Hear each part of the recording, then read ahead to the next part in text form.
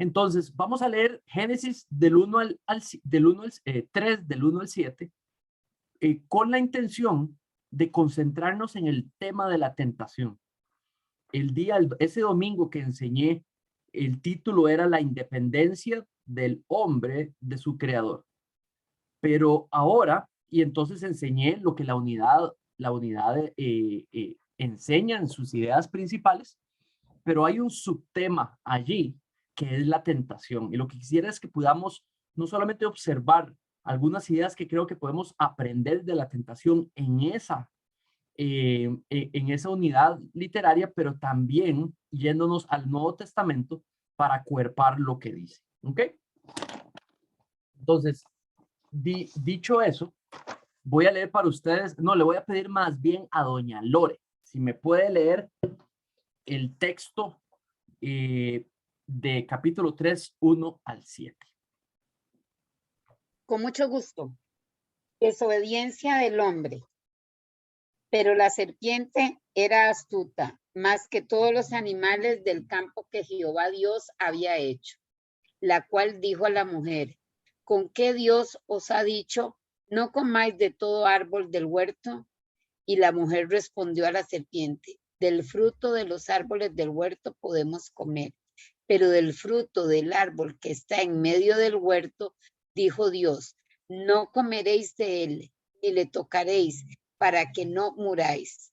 Entonces la serpiente dijo a la mujer: no moriréis, sino que sabe Dios que el día que comáis de él, serán abiertos vuestros ojos y seréis como Dios, sabiendo el bien y el mal.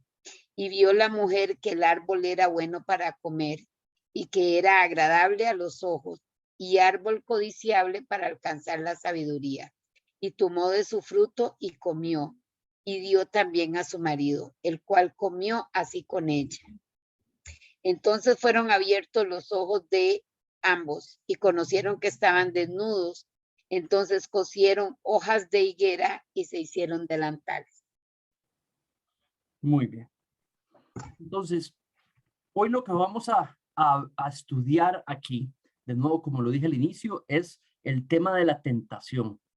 Quiero enfocarme en el manejo de cómo el tentador y las personas tentadas manejaron el asunto en el texto. Y eso nos va a permitir a que podamos aplicarlo a cómo funciona hoy. También vamos a utilizar algunos pasajes bíblicos del Nuevo Testamento que nos van a permitir también ahondar en este tema de la tentación. Esto es un tema teológico práctico, es pura teología práctica. La teología en la Biblia es para ponerla en práctica y esto es un tema primario en la iglesia que nos compete a todos. Muy bien. Entonces, ay, perdón.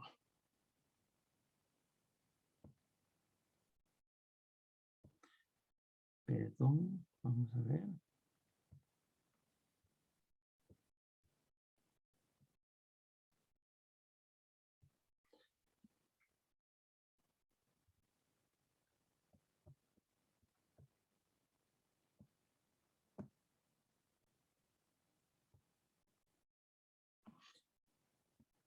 Muy bien. Entonces creo que hay tres advertencias que nos hace el texto sobre la tentación, tres principales. Entonces, la primera advertencia que creo que nos hace el texto es que somos advertidos sobre la tentación de cuestionar la bondad de Dios en su palabra. Vamos a ver a qué me estoy refiriendo. Cuando hablamos de cuestionar, digamos, me estoy refiriendo a poner en duda. Cuando me estoy refiriendo a la palabra de Dios, me estoy refiriendo, digamos, a lo revelado en la Biblia.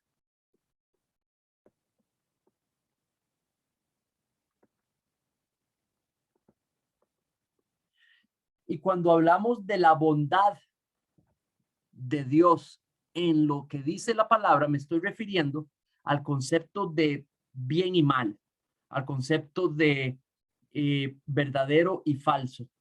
Entonces, en la palabra de Dios, en cada una de sus secciones, tenemos verdades inspiradas de Dios. Entonces, si Dios es bondad, en su palabra está su bondad. Bondad no me refiero a ser buena gente o a ser bondadoso.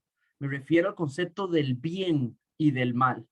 La característica de que la sabiduría de Dios es lo bueno, ¿verdad? Entonces en su palabra está lo que es lo bueno. Lo que él considera bueno es lo bueno y lo que él considera verdadero es lo verdadero. Lo que él considera malo es verdaderamente malo y lo que él considera falso es verdaderamente falso.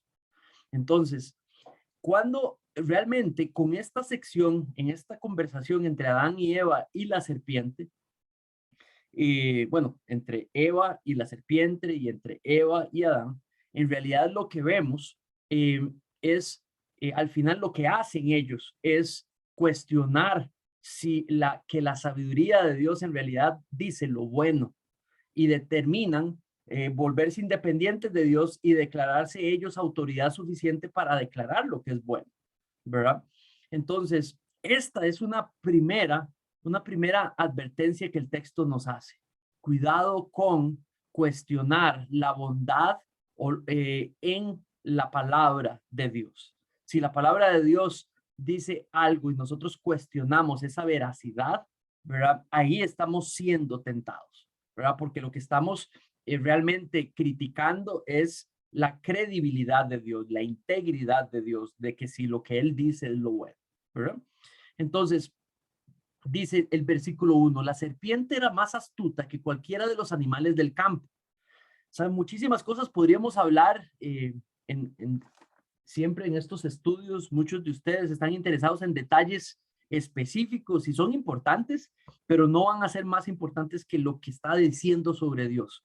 Y a eso es lo que necesitamos centrarnos. Entonces, ¿qué tipo de serpiente, cómo era la serpiente? Realmente no es tan importante, porque lo que para Moisés es importante decir es que es una criatura común y corriente que fue creada por Dios sin poder comparada realmente con el poder de Dios.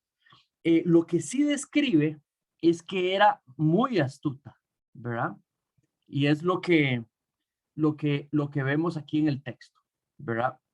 Muy astuta. Cuando hablamos de ser astuta, estamos hablando de esa característica de ser astuta, pero mala, de una manera malvada. ¿Por qué? Por las cosas que dice y porque la intención que tiene a la hora de tratar con Eva, ¿verdad? Entonces, esta es una inteligencia, digamos, malvada, con una motivación malvada. Ahora dice, es cierto, digo la mujer, con que Dios les ha dicho, no comerán de ningún árbol del huerto. Entonces, la serpiente, lo primero que vemos haciendo es primero cambiar lo que Dios dijo. Por ejemplo, es cierto que Dios les ha dicho, en realidad Dios no dijo.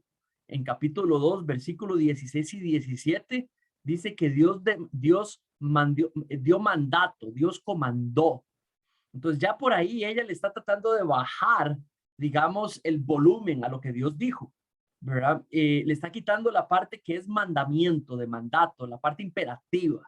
Dios no dijo, Dios demandó, Dios mandó a Adán y a Eva a comer de todo árbol excepto de uno.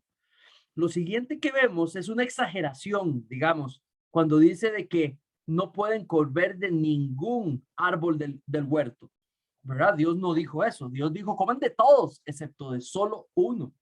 Entonces, vemos a la serpiente, de alguna manera, tratando de volver el mandato, poner el mandato de una manera exagerada, presentando a Dios como si fuera un ogro, un extremista, ¿verdad? Que no permite hacer nada. Les doy todos estos árboles y no me tocan pero ni uno, ¿verdad? Tratando de exagerar, digamos, el mandato de Dios.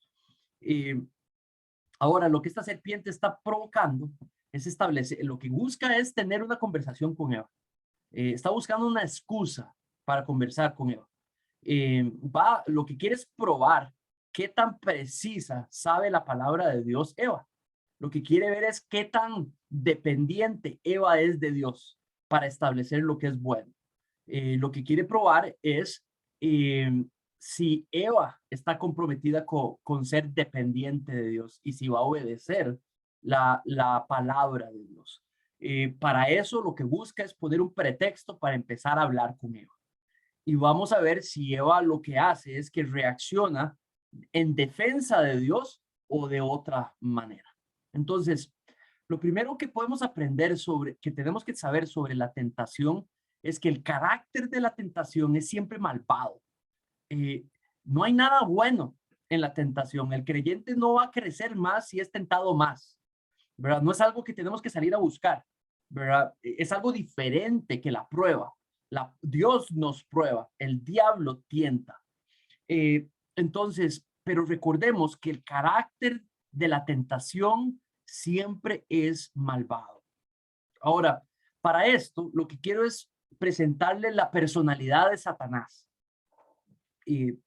Primero, les quiero presentar este pasaje. Le voy a pedir a Javier si me puede leer Juan 8:44. Claro. Ustedes son de su padre. El diablo quiere hacer los deseos de su padre. Él fue un asesino desde el principio y no se ha mantenido en la verdad porque no hay verdad en él. Cuando habla mentira, habla de su propia naturaleza, porque es mentiroso y el padre de la mentira. Entonces, gracias, Javi. Entonces vamos a observar ese pasaje. Él le está hablando a los fariseos, ¿verdad? Y está diciendo que ustedes son de su padre, el diablo. Dice, y quieren hacer los deseos de su padre. Entonces parece que hay un grupo de personas que puede ser que está constantemente tentado por Satanás y que se han entregado a Satanás. Entonces estos son hombres y mujeres, en este caso son hombres, ¿verdad? Que lo que han venido, nuestro Señor Jesucristo lo que nos deja ver es que se han abierto a la tentación, se han abierto al mal y lo que ya se han entregado es a seguir digamos, sus propios deseos, seguir la carne, no el espíritu, no respetar la palabra de Dios y por ende hacia lo que Satanás dice. Ahora, menciona algo muy importante, dice, él fue asesino y dice desde el principio. Esta frase, desde el principio, realmente se utiliza en el Nuevo Testamento para hablar del tiempo en el jardín, para referirse al tiempo del jardín del Edén. Entonces, lo que vemos a nuestro Señor Jesucristo es colocar a Satanás en el jardín. Y por eso, esta es la principal evidencia que conectamos de que la serpiente, ¿verdad? Sabemos aquí en Costa Rica las serpientes no hablan, tampoco en Estados Unidos, tampoco en ese tiempo posiblemente las serpientes hablaban. Entonces quiere decir de que Moisés nos está tratando de dar a entender de que alguien estaba hablando a través de la serpiente. Entonces sería lo más normal, lo más simple entender. Entonces nuestro Señor Jesucristo coloca a Satanás allí. Entonces yo creo que Moisés lo que nos está dando a entender es que Satanás habló por medio de la serpiente y es quien estaba tentando a Eva. Ahora, sigue diciéndonos y dice que no se ha mantenido en la verdad. Entonces, quien está tentando en el jardín en el jardín del Edén es alguien que nunca se mantiene en la verdad, más bien se mantiene en la mentira. Dice que no hay verdad en él, ¿verdad? Dice que lo que habla es mentira. Dice que la mentira que habla, lo que describe es su propia naturaleza, ¿verdad? Entonces dice, porque es mentiroso y porque es el padre de la mentira. ¿Esto qué nos dice? Que aquel que está detrás de la tentación, ¿verdad? El que está detrás de la tentación, que es Satanás, lo que busca es maldad. Entonces, nosotros, cuando estemos enfrente de la tentación, necesitamos, si vamos a aprender de la tentación, necesitamos reconocer que no hay nada bueno en ella. O sea, no se madura por ser más tentado, ¿verdad? Se madura, por supuesto que es nuestra madurez la que nos permite rechazar la tentación, resistir la tentación o huir de la tentación. Pero no quiero que realmente empecemos perdiendo o pensando que está bien ser tentados, no, debemos de tratar de rechazar, de estar fuertes cuando de pronto somos tentados, pero necesitamos huir la tentación, ¿verdad? Y no verla como algo bueno, porque lo que está detrás, quien está detrás de la tentación, ¿verdad? El carácter de la tentación es malvado. Ahora, Efesios 6:11, perdón, que escribí allí, voy a leerlo para ustedes. Dice, Efesios 6:11, revístanse con toda la armadura de Dios para que puedan estar firmes contra las insidias del diablo. Me interesa esa palabra.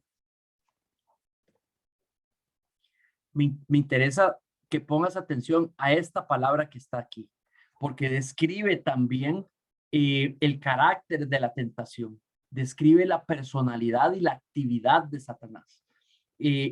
Insidias del diablo tiene que ver con ataques del diablo. Eso habla de una planificación de salir en pos de aquel que tiene por víctima, que quiere hacer caer, ¿verdad? Que quiere tentar. Entonces ya se vuelve una insidia, en realidad es un planeamiento.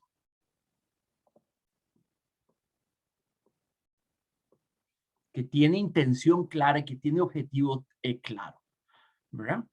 Muy bien. Cuando hablamos de Satanás, vamos a ver este pasaje, Mateo 4:5-6, y le voy a pedir a Cami si me lo puede leer, por favor. Ok, ¿me escucho bien? Sí. Dice, entonces el diablo lo llevó a la ciudad santa y lo puso sobre el pináculo del templo y le dijo, si eres hijo de Dios, lánzate abajo, pues escrito está, a sus ángeles te encomendará y en las manos te llevarán, no sea que tu pie tropiece en piedra. Muy bien, muchas gracias, Cami. Vemos a Satanás tentando a nuestro Señor Jesucristo, ¿verdad? Y vemos la manera en la que lo hace. Satanás tiene un problema y es el orgullo, la vanidad, de creerse tan importante y tan superior tal y como Dios. Entonces, normalmente lo que busca es desacreditar a Dios. Lo que busca es atacar a los de Dios para tratar de con ello, con su caída, desacreditar a Dios. Entonces, aquí lo que vemos es lo que describe el versículo de Efesios como insidia, ¿verdad? Como un ataque, ¿verdad? Donde viene y conversa, donde viene y establece una conversación con un propósito que no es bueno, que es malvado, y lo que busca es lograr un objetivo, algo que va a desacreditar a Dios. Y aquí es un ejemplo, creo que bastante bueno, de lo que hace al venir y tentar a nuestro Señor Jesucristo. Muy bien. Sobre la actividad de Satanás, le voy a pedir tal vez a Paula, si me puedes leer 1 Pedro 5:8. Claro, voy.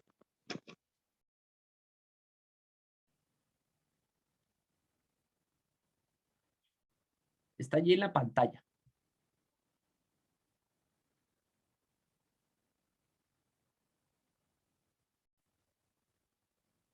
Dice, sean de espíritu sobrio, estén alerta. Su adversario, el diablo, anda al acecho como león rugiente, buscando a quien devorar. Muchísimas gracias, Pau. Entonces aquí tenemos una confirmación de un ser que tiene personalidad, que es descrito como alguien que es una persona, ¿verdad? Que tiene no solamente personalidad, pero tiene actividad, ¿verdad? Entonces aquí, estos son rasgos de persona.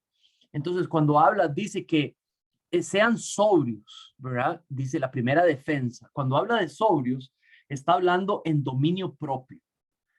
Despiertos, alertas. Eso es la persona sobria, alertas, ¿verdad? Dice, su adversario realmente nos habla de nuevo de su personalidad. Este no es un amigo, este no es un consejero, este es un enemigo verdadero, alguien que sí tiene algún tipo de poder, ¿verdad? Puede hacernos caer, puede realmente afectarnos, ¿verdad? Dice que es el diablo, ¿verdad? Y es un nombre que se intercambia en la Biblia por Satanás.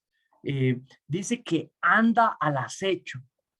sea, no es simplemente que nosotros no le atravesamos, es que realmente anda buscando sus víctimas, ¿verdad? Lo describe como una fiera, perdón. Alguien que anda en caza y usa la figura del león. ¿Por qué león? Porque es un depredador, ¿verdad? ¿Y por qué es eso? Por la palabra que habla, dice devorar, ¿verdad? Entonces está utilizando la metáfora, Pedro está utilizando la metáfora para describir esa parte violenta del león, ¿verdad? Muchas veces nos encantan los leones porque hablamos, son muy fuertes. No, pero tienen una parte realmente violenta y es esa parte de ser un depredador natural. De hecho, uno de los principales que hay, ¿verdad?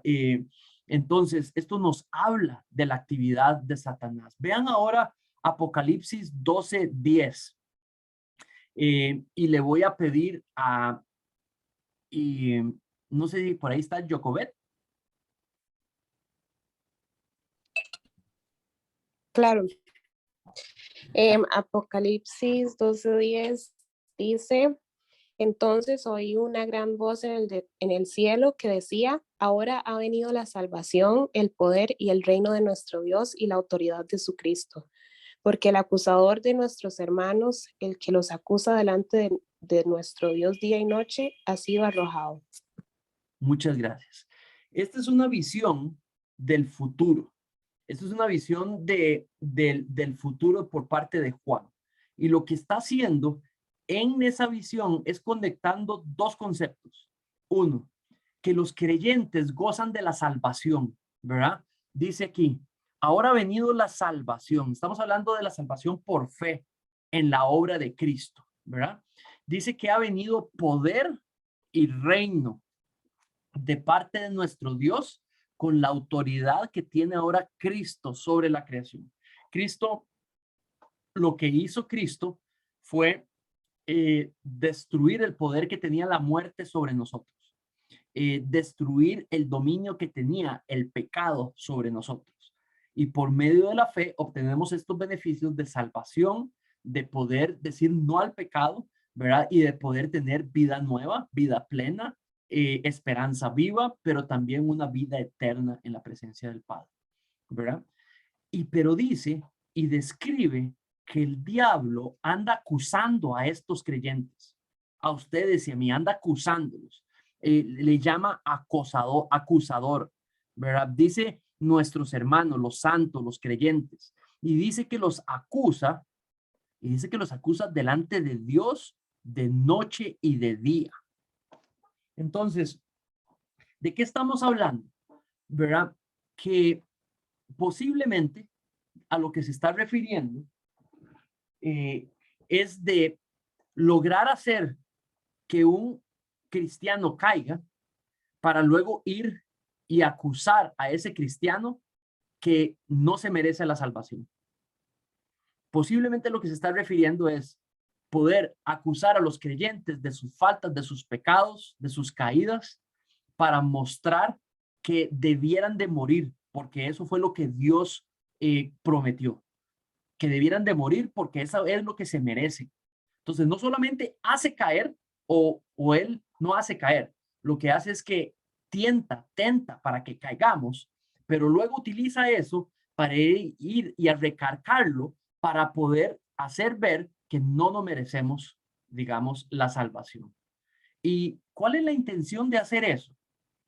De alguna manera poner definitivamente desacreditar a Dios, desacreditar el carácter de Dios, que permite que lo que nosotros hacemos, ¿verdad? No sea castigado con la muerte como Él lo prometió. Pero bueno, sabemos que el diablo no lo sabe todo, ¿verdad? No es Dios, no es Cristo, no es el Espíritu Santo. Entonces el diablo no sabe que es justamente lo que Dios quiere, ¿verdad? Que no muramos los creyentes por nuestros pecados, porque Cristo pagó por ellos, ¿verdad? Por la autoridad que ahora Cristo tiene.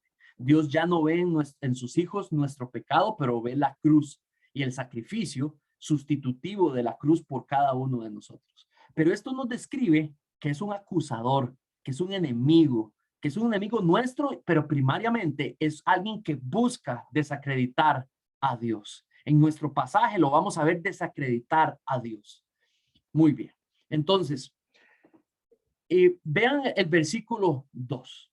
El versículo 2 dice, la mujer respondió a la serpiente, del fruto de los árboles del huerto podemos comer, dijo la mujer, pero del fruto del árbol que está en medio del huerto, Dios ha dicho, no comerán de él, ni siquiera lo toquen, para que no mueran. Esto es lo que Eva responde. ¿Verdad? Entonces, creo yo que aquí podemos aprender que la tentación normalmente va a presentar algo como deseable que no es bueno. O dicho en otras palabras, la tentación normalmente presenta algo que no es bueno como algo que debiéramos de poder desear, como algo que es malo a los ojos de Dios, algo que no es bueno, algo que Dios ha determinado como malo o como prohibido, pero lo va a presentar como algo no tan malo, como algo que debiéramos de considerar porque tiene algunas cosas buenas que nos puede traer, ¿verdad? Que no es tan malo como Dios dice. Entonces, yo hubiera esperado de Eva que hubiera corregido a la serpiente en lo que dijo. Yo hubiera esperado de Eva que hubiera defendido a Dios. Pero hay algunos detalles en su respuesta que realmente lo dejan a uno sorprendido de su respuesta. Muestran tal vez lo que ella sentía, lo que ella pensaba. Pero, por ejemplo, cuando dice, del fruto del árbol del huerto podemos comer, del fruto de los árboles, ¿verdad? Eso me habla de una primera parte que sí es precisa de lo que ella sabía, ¿verdad? Pero la segunda parte, cuando dice, pero del fruto del árbol que está en medio del huerto, Dios ha dicho, no comerán de él, dice, ni lo tocarán. De hecho, había dos árboles en el centro del huerto, no uno, habían dos. El árbol de la vida, ¿verdad? Y el árbol de el conocimiento del bien y del mal. Pero bueno, digamos que le perdonamos esa imprecisión, pero dice que ni lo tocarán para que no muera. Entonces aquí uno se pregunta, ¿por qué la exageración? O sea, ¿por qué el agregarle esa parte? Cuando más bien lo que dijo es simplemente no el árbol, no el fruto, porque si no mueren, ¿verdad? Entonces, de alguna manera lo que vemos es a Eva presentando a un Dios también rígido. Lo que Eva está diciendo es que si Dios lo que dijo es que si lo tocamos, nos morimos, ¿verdad? Y cuando habla de tocar, no se está refiriendo a comer, se está refiriendo de ponerle el dedo, ¿verdad? Entonces, desde ya, lo que podemos ver a Eva es cierto tipo de imprecisión en cuanto a el conocimiento de la palabra de Dios. El problema es con la imprecisión de una parte o de todo lo que dice la palabra de Dios sobre un tema, es que si nosotros somos imprecisos a la hora de manejar lo que la Biblia dice, también vamos a ser imprecisos con manejar las consecuencias que advierte. Entonces, realmente, si nosotros no sabemos bien, no retenemos bien, no conocemos bien lo que la Biblia dice en un área, eso se transforma, se va a transformar en el momento de la tentación como desconocimiento o ignorancia, o se va a presentar como minimizar la importancia de lo que decía y especialmente bajarle el calibre a las consecuencias que advertía algunos textos. Y por ende es sumamente importante y sumamente crítico lo que ella empieza a hacer. La tentación lo que hace es presentar algo que no es bueno como algo deseable. Y es ahí donde nosotros necesitamos poder tener un conocimiento pleno de la palabra de Dios, que nosotros podamos realmente estar despiertos, estar comprometidos con crecer en el conocimiento de su palabra, los domingos en la Biblia, los jueves en los tiempos personales de estudiar la palabra de Dios, ¿verdad? Entonces, de nuevo, el diablo está tentando a Eva, está probando el corazón de Eva, está probando la precisión de Eva, ¿verdad? Y por supuesto su compromiso a obedecer a Dios. Ahora, con esta exageración, con este cambio, el diablo ve una oportunidad. Él lee en las palabras de Eva. Y lo que hace es aprovechar la oportunidad que Eva le está dando en su imprecisión o en su en su sentido tal vez de no respetar la orden de Dios y la ve estricta o lo ve extremo, ¿verdad? Entonces, aprovechemos, ya que estamos hablando de algo que es malo, volverlo deseable, si eso es algo que la tentación hace, hablemos de uno de los agentes que usa la tentación. La tentación usa nuestra carne, la tentación usa nuestro pecado, ¿verdad? Estamos hechos de deseos, estamos hechos de un cuerpo de carne. Y es una de las maneras que tenemos que entender bien para entender la tentación. Voy a pedirle, tal vez, si está por ahí, Daniel, si me puede leer Romanos 7:5, por favor. Claro, porque mientras estábamos en la carne, ¿me oyen? Sí. Ok, perdón. Porque mientras estábamos en la carne, las pasiones pecaminosas despertadas por la ley actuaban en los miembros de nuestro cuerpo a fin de llevar fruto. Muy bien, muchas gracias, Dani. ¿Ustedes me escuchan bien? Sí. Ok. Sí, señor. Sí, sí, señor. Perfecto, muchas gracias. Entonces, ven lo que habla, dice, porque mientras estábamos en la carne, dice que antes vivíamos de la carne. Eso quiere decir de que caminábamos dependientes de nuestros propios deseos, ¿verdad? Cuando habla de carne, es una metáfora para hablar de los deseos pecaminosos. De hecho, aquí le llama pasiones pecaminosas. Antes de Cristo, uno prácticamente vivía dominado por esas pasiones, ¿verdad? Dice que la ley o un mandato de la ley despertaba esas pasiones, ¿verdad? Y dice que esas pasiones actuaban en los miembros del cuerpo, tratando de explicar que estamos hechos de deseos y que esos deseos, el hombre natural es dominado por esos deseos, ¿verdad? Y que el fruto de esos deseos siempre es muerte. Por eso es de que toda la paga del pecado es la muerte. Por ende, si los seres humanos de manera natural están dominados por sus deseos y el fruto del pecado es la muerte, entonces lo que hay es una humanidad completa muerta espiritualmente frente a Dios. Ha habido separación entre Dios y los seres humanos por el pecado, ¿verdad? Pero ven qué interesante, dice, cuando estábamos, ¿verdad? Eso quiere decir que le está hablando a los romanos creyentes que ya no están muertos en la carne, ni en sus pasiones, y pueden lucharlas, ¿verdad? Entonces la carne es un medio que la tentación utiliza para traer el pecado, ¿verdad? Entonces, nuestras pasiones, nuestros deseos, las cosas que deseamos, la emoción o sea, no es una emoción, pero el deseo, lo que nosotros queremos, lo que nosotros anhelamos, lo que nosotros queremos, lo que nosotros deseamos, es lo que utiliza el enemigo o la tentación para traer pecado. Necesitamos saber eso. Efesios 2, de 2 al 3. Vamos a ver, no sé si don Andrés o doña Sandra nos quisieran leer este pasaje, por favor.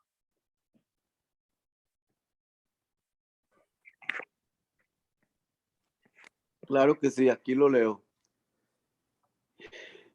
Y él les dio vida a ustedes que estaban muertos en sus delitos y pecados, en los cuales anduvieron en otros tiempos según la corriente de este mundo, conforme al príncipe de la potestad del aire.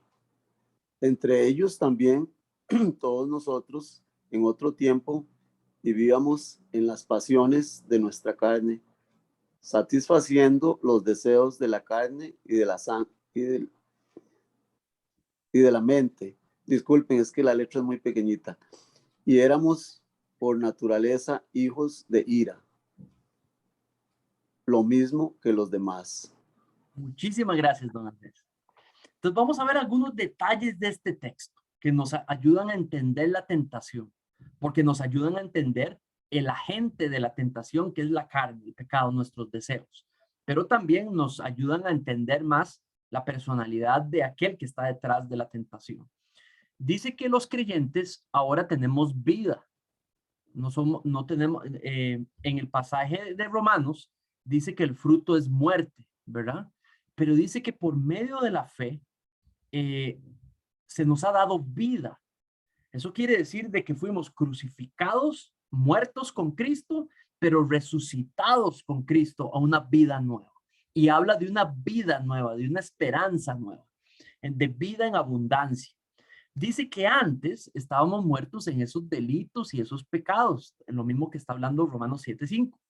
Dice que antes andábamos, eso quiere decir, es una metáfora de caminar para querer decir vivir. Antes vivíamos, el ser humano natural vive, ¿verdad? Según la corriente de este mundo, conforme al príncipe de la potestad del aire. Está hablando de Satanás. Dice que entre ellos todos nosotros vivíamos según las pasiones de nuestra carne, satisfaciendo los deseos de la carne, y que éramos naturaleza de hijos de ira. Cuando habla de ira, el castigo de Dios, por andar de esa manera, por vivir de esa manera. Ahora, nadie puede dominar o luchar en su propia capacidad esta manera. Es una naturaleza de la cual nadie puede deshacerse de, si no es por medio del poder del Espíritu Santo en nosotros. Entonces, ¿qué está conectando Efesios? Que la tentación está conectada con deseos. Número 2, que lo que está detrás de la tentación es el enemigo, Satanás. Que la base, el medio, el agente de Satanás es utilizar los deseos para que estos terminen en pecado. Entonces, lo que él va a hacer es utilizar nuestros deseos para que tomemos algo que Dios ha prohibido y de pronto lo racionalicemos y lo volvamos algo justificable para hacer y por ende pecar, ¿verdad?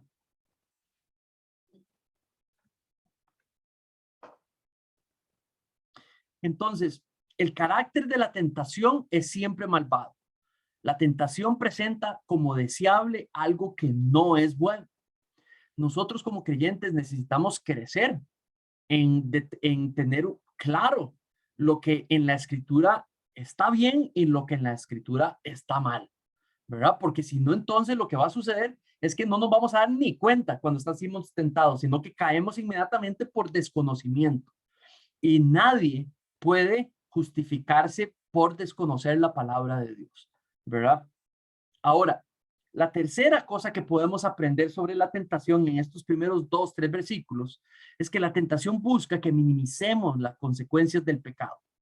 No solamente va a utilizar si somos imprecisos en conocer lo que la Biblia dice, pero también va a bajarle el tono a la consecuencia. Eso lo podemos ver en cómo Eva explica el mandato, ¿verdad? Lo racionaliza. Ahora, veamos lo que dice el versículo 3. Pero del fruto del árbol que está en medio del huerto no comerán de él ni lo tocarán para que no muera. Entonces, de nuevo, hay una imprecisión de parte de ella. Realmente,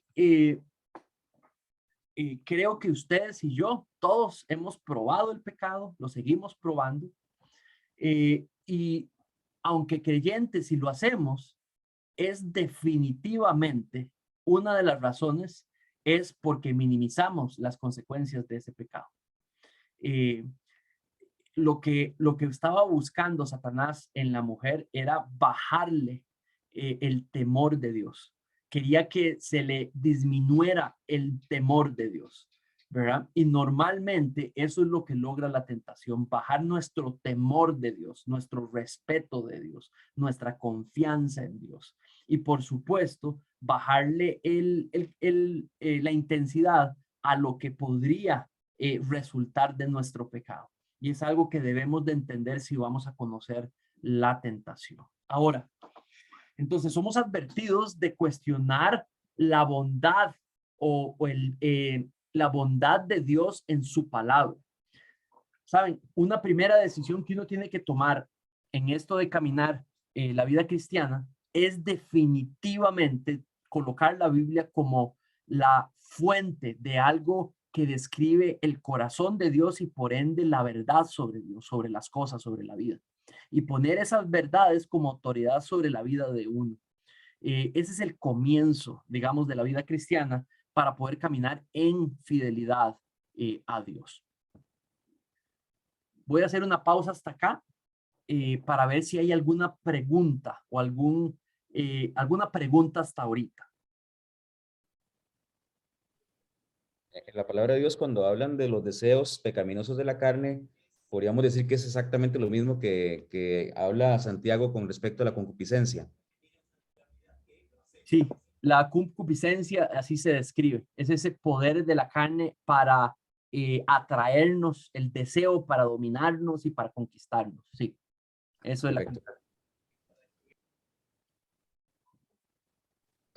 Otra consulta, Manre. Sí, adelante, vamos. Entonces, la lucha esta, digamos, contra el adversario, básicamente el campo de batalla, por decirlo de alguna forma, es ahí, es en la carne. ¿Verdad? Y lo digo porque muchas veces, digamos, muchas iglesias hacen la lucha contra el enemigo o contra el diablo como de otra forma, ¿verdad? Como en otro campo, y viven como expulsando demonios y así. Pero lo que puedo entender de lo que hemos visto ahora, esa batalla no es tanto de esa forma, sino es en nuestra propia carne, dominando esos deseos o pidiéndole a Dios que domine o que establezca su dominio en nosotros sobre esos deseos. Leo bien, ¿es así? Exactamente. Está primariamente con respecto a nuestros deseos y nuestras opiniones.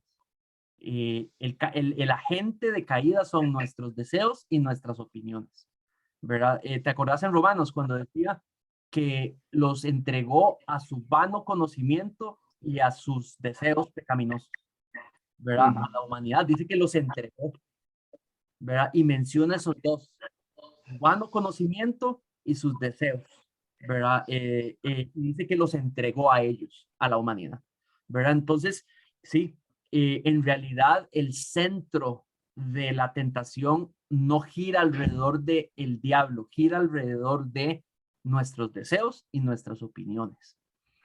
Por ahí es donde viene el pecado, ¿verdad? ¿Tiene sentido? Claro. Muchas gracias.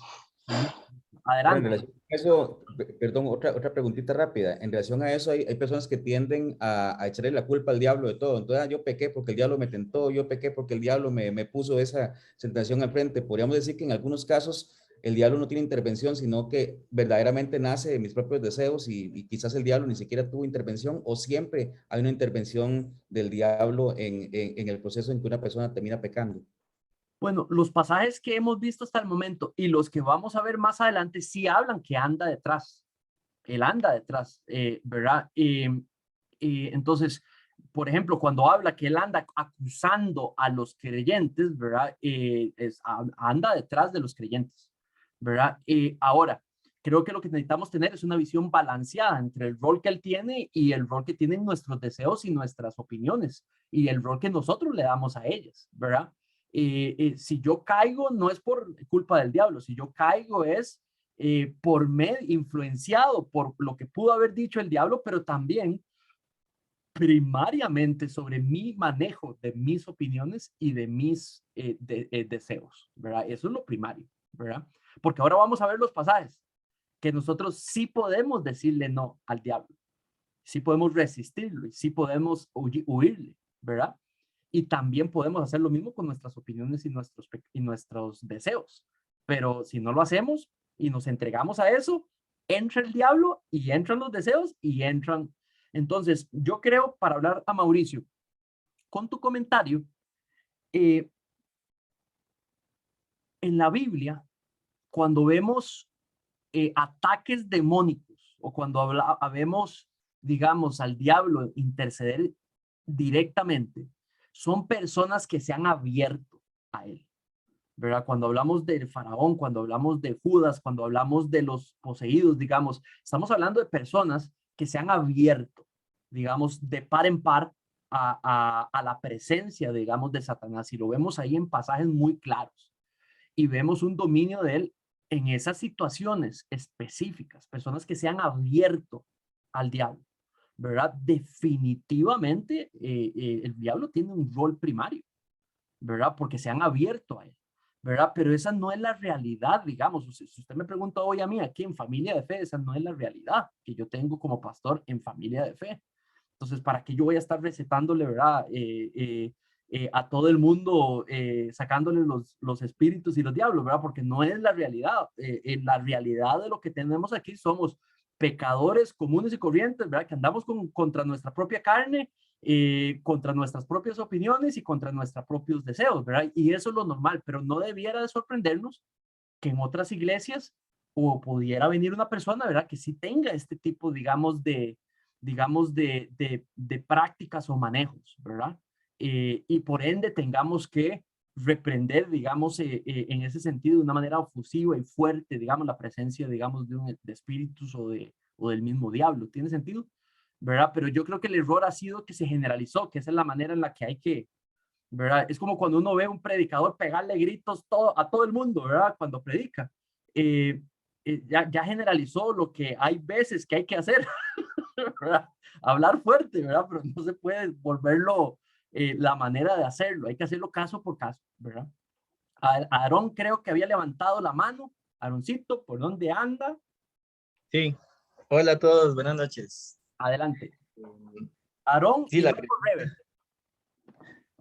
la pregunta iba más o menos en la línea de Esteban.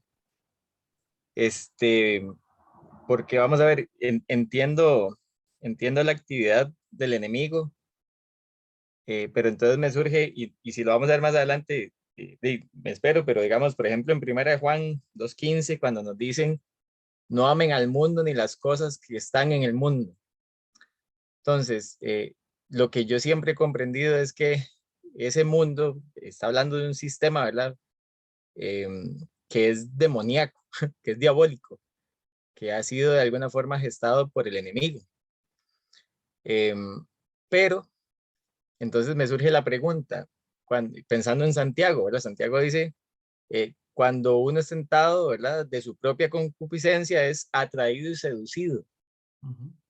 Entonces, digamos, me gustaría como entender bien cuándo soy yo, porque está el peligro de siempre echarle la culpa al pisuicas.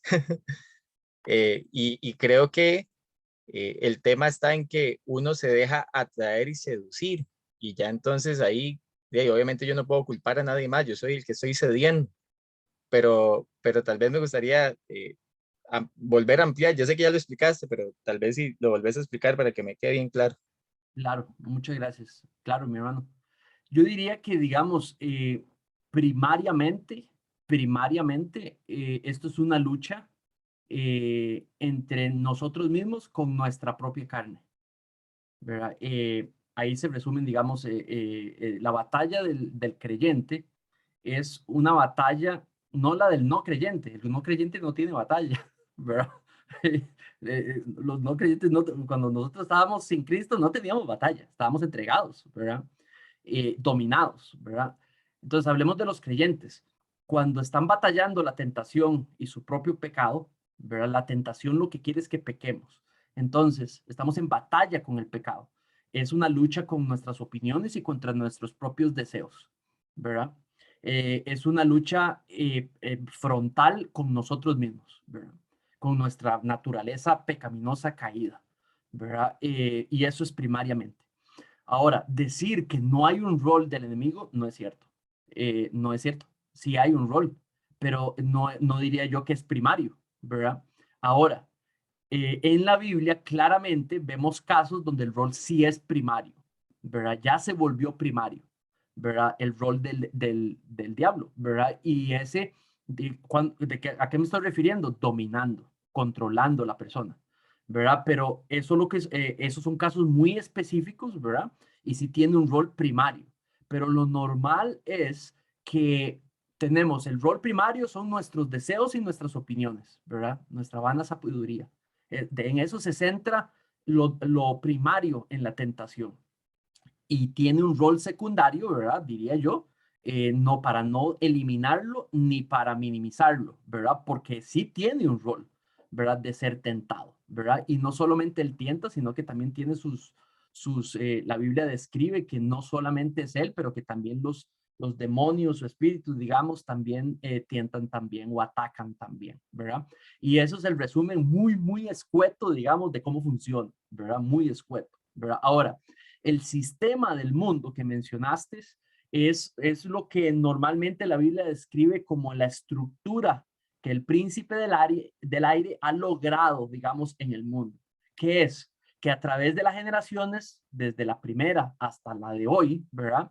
Él ha convencido el mundo de una manera, digamos, de una manera de ver las cosas. Pensemos en materialismo, pensemos en machismo, pensemos en feminismo, pensemos en universalismo, pensemos digamos, en sincretismo, ¿verdad? Tantas cosas, ¿verdad? Paganismo, ¿verdad? Toda esa estructura, digamos, que ha logrado meter al mundo, es algo que lo que va a volver es más, lo que va a hacer es que esa estructura lo que va a hacer es atacar nuestras opiniones y lo que va a hacer es tentar nuestros deseos. El materialismo va a tentar nuestros deseos, ¿verdad? Es una estructura que él usa, ¿verdad? Que él usa para volver más difícil, digamos, la lucha de resistir. ¿Tiene sentido? ¿Verdad? Pero él mismo la logró, él mismo la influenció, ¿verdad? Entonces, tal vez no está detrás del anuncio materialista que está ahí en la televisión, pero él es el que movió toda esa estructura. Entonces, claro que está él de una manera indirecta, ¿verdad? Moviendo esa estructura que nos afecta. Espero que con eso haya aclarado, digamos un poquito. Adelante, Rebe. Gracias, Manu. Es solamente una pregunta que asegurar que estoy entendiendo bien en cuanto a los demonios y todo. Este afán que el mundo tiene que echar los demonios.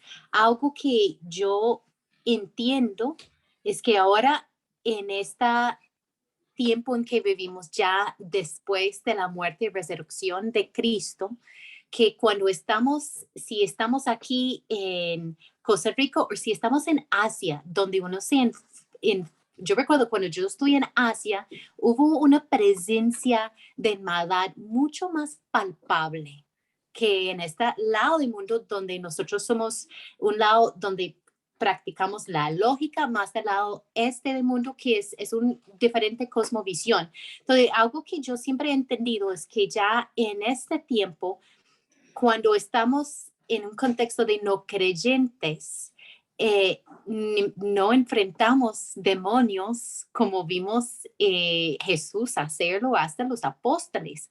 Es con el mismo evangelio, porque si Efesios 2 dice que él ha vencido todo principados y todo poderes, y el Nuevo Testamento dice que él ha vencido esos poderes, es el mismo evangelio con que manejamos esto, que cuando esta persona llega a fe por la gracia de Dios, de inmediato son libres de estos demonios y ya entra el área de la lucha con la tentación de lo que está hablando vos. Pero mi pregunta es en cuanto a los no creyentes, ¿es con el mismo evangelio que manejamos esta posible presencia de un diablo?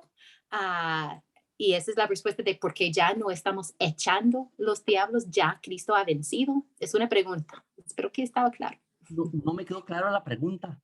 No te quedó claro. Qué mala comunicación con mi esposo, perdón.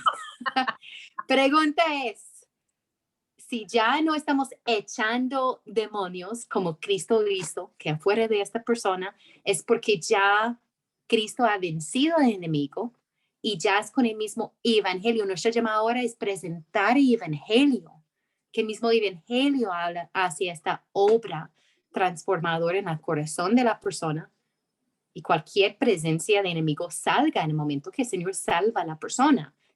Esa es mi pregunta. ¿Ya está claro? Allá me quedó muy claro. Muchas gracias. Ok, gracias a Dios. Ok, entonces digamos, yo creo que sí, vamos a ver, digamos, si yo estuviera en una situación hoy en Costa Rica, donde yo me encuentre, me traigan una persona o me lleven a un lugar donde empiezo a escuchar, digamos, a una persona, ya no la persona hablar, pero escuchar alguien que se refiere como ya sea un espíritu específico y empieza a hablar de atrás a través de esa persona de esa manera, ¿verdad? Ya no es la persona la que está hablando otra, digamos, otra personalidad, digamos, lo que uno podría reconocer como alguien allí, digamos, morando en esa persona, ¿verdad? Hace tal vez tal vez, no sé, tal vez un año y pico, bueno, tú y yo tuvimos ¿verdad? El conocimiento, digamos, de personas que conocíamos, digamos, que nos dijeron que empezaron a escuchar a esas personas hablar, ya no ellas, pero alguien más por medio de ellas, ¿verdad? Entonces sabemos de que eso es posible, o sea, eso es posible. Entonces lo vemos en la Biblia y lo podemos ver inclusive todavía sucediendo hoy. Entonces, si yo estuviera con esa persona, digamos, creo que es una combinación, digamos, de presentarle el evangelio, yo al espíritu, o sea, si realmente creemos de que puede haber una presencia, ¿qué hago yo con presentarle el evangelio a esa presencia? Esa presencia no va a creer en el evangelio. Lo que yo necesito es rechazar esa presencia, digamos, confrontar esa presencia, ¿verdad? Es lo que yo entiendo el día de hoy que yo podría hacer por la autoridad de la palabra en uno, que uno puede presentar a Cristo a esa, no para convencer lo que cree en el evangelio, sino para que se retire, digamos, digamos, de la presencia o dominio sobre esa persona, ¿verdad? Entonces, si tu pregunta es si eso puede suceder hoy, ¿verdad? Que una persona no creyente pueda, digamos, ser influenciada y tomada y dominada por una presencia, digamos, diabólica, digamos, o espiritual, digamos, maligna, digamos, yo diría que sí, ¿verdad? No tenemos la venida, el triunfo de Cristo, no hay un pasaje que me diga que el triunfo de Cristo sobre el enemigo no permite que el enemigo, digamos, o seres espirituales puedan tomar, digamos, no es eso lo que yo entiendo, digamos, que puedan tomar posesión de una persona. Entonces es una realidad que nos podríamos topar hoy. Entonces, si lo que estás teniendo es una presencia hablando a través de la persona, yo no debo, o sea, ¿por qué le voy a predicar sobre Cristo? O sea, en el sentido de que crea en Cristo, no, lo que necesito es confrontarla con Cristo. Que Cristo está en mí y que es poderoso y que se retire en el nombre de Jesucristo, ¿verdad? Ahora, si yo lo que estoy hablando es con una persona, entonces yo le presento el evangelio a esa persona, ¿verdad? Pero digamos, eso, digamos, es lo que al día de hoy, no sé si con eso te aclaro tu pregunta, digamos, o al menos te doy mi opinión sobre tu pregunta. Rev. Sí, creo que sí. Sí, gracias, mi amor. Perfecto, adelante, Esteban. Pastor, era yo la que tengo la pregunta. Adelante. Es que ahora hablaba el hermano que podríamos decir que el campo de batalla entonces es en la carne, pero en muchas iglesias uno ha escuchado, ¿verdad? Y muchos pastores de pentecostales mencionan que el campo de batalla es en la mente.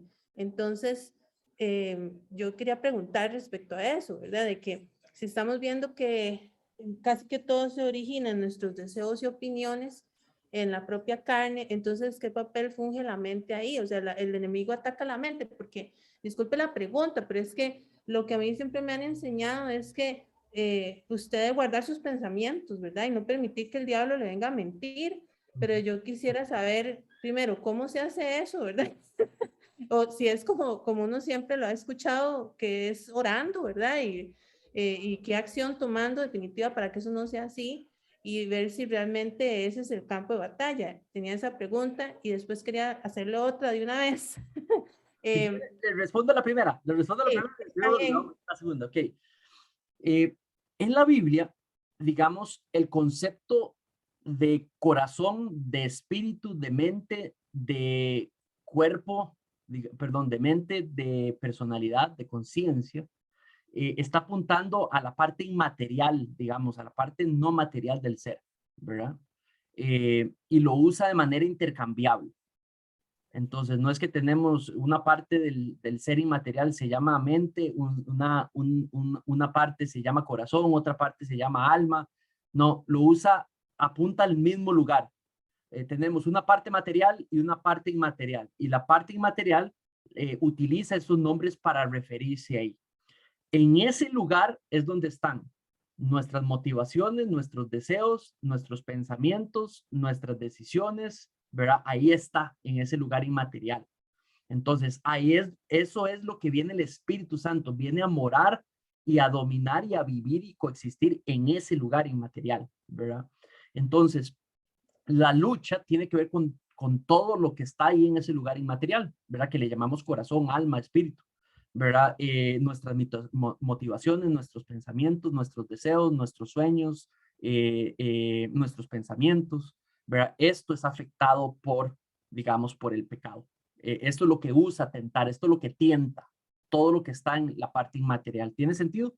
¿Verdad? Entonces es cierto lo que dijo ese pastor, digamos, la lucha en la tentación es con nuestros pensamientos, sí, pero también con nuestras emociones y también con nuestras intenciones y con nuestras motivaciones, ¿verdad? Son distintas cosas, ¿verdad? Nuestros pensamientos, ¿verdad? Entonces, sí estoy de acuerdo con él, pero también todo ese grupo de cosas que son las que son tentadas, ¿verdad? ¿Respondo a tu pregunta? Sí, correcto. Muchas gracias. Y la otra pregunta, pastor, que me llama la atención cuando estábamos hablando de que Satanás viene a robar, a matar, a destruir como león rugiente, me causa mucha curiosidad que usen la figura del león para describirlo, porque también la figura del león se usa para describir a Dios, ¿verdad? Como el león de Judá.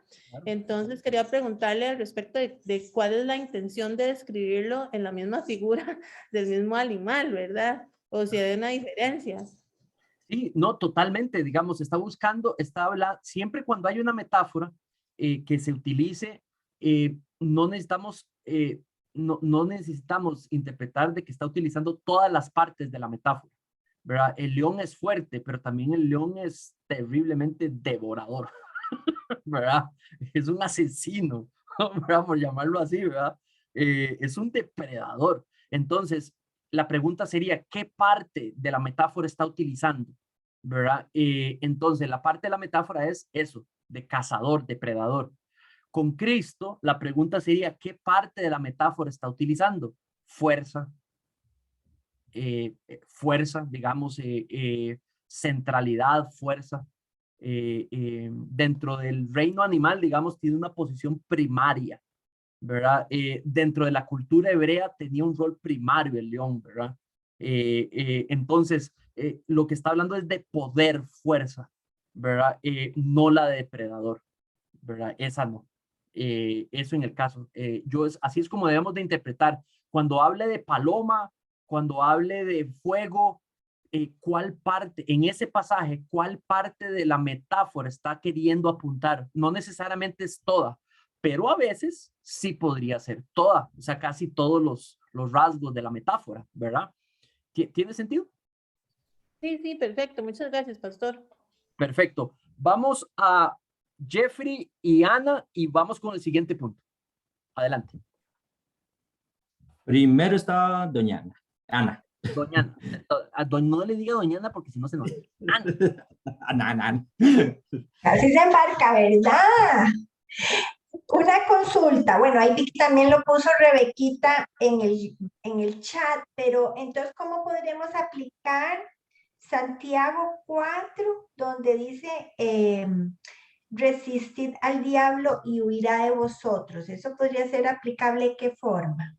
Ok, entonces, creo que la manera más simple de interpretar eso no es de que el diablo está hablando con nosotros y que resistamos la conversación con el diablo.